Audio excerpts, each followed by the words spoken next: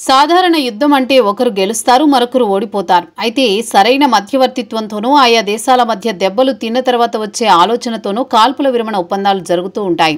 దీంతో ఫలితం తేలకుండానే యుద్ధాలు ముగుస్తాయి. ఇటీవల జరిగిన భారత్-పాక్ యుద్ధం దీనికి ఒక ఉదాహరణ. ఈ క్రమంలో ఇజ్రాయెల్-ఇరాన్ మధ్య యుద్ధంలో గెలుపెవరిది అనేది చర్చనీయాంశంగా మారింది.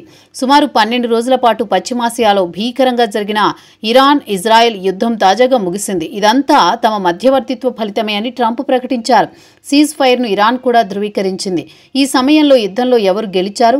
ఇజ్రాయెల్ అనుకున్న లక్ష్యం నెరవేరిందా అంటే అవుననే సమాధానం అమెరికా నుంచి వినిపిస్తోంది. తాజాగా జేడీ వాన్స్ చేసిన వ్యాఖ్యలే దీనికి నిదర్శనమంటున్నారు.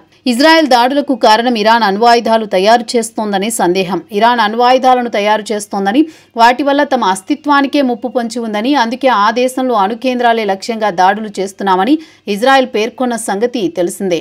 ఈ నేపథ్యంలో స్పందించిన వాన్స్ ఇరాన్ వద్ద ఉన్న శుద్ధి చేసిన యురేనియంను శిథిలాల కింద పాతేయడమే తమ లక్ష్యమని పేర్కొన్నారు.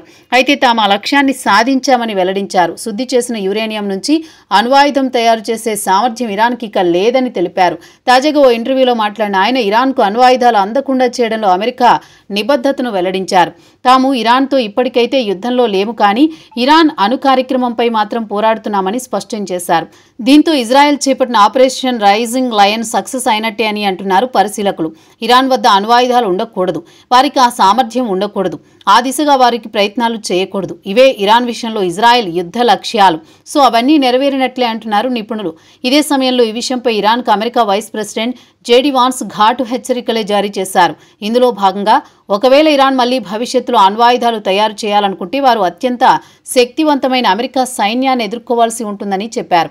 ఈ సందర్భంగా స్పందించిన ఇజ్రాయెల్ ప్రధాని బెంజమిన్ నెతన్యాహు కార్యాలయం ఇప్పటికే టెహ్రాన్ కాల్పుల విరమణను మొదలుపెట్టగా సీజ్ ఫైర్ను తాము అంగీకరిస్తున్నట్లు ప్రకటించింది.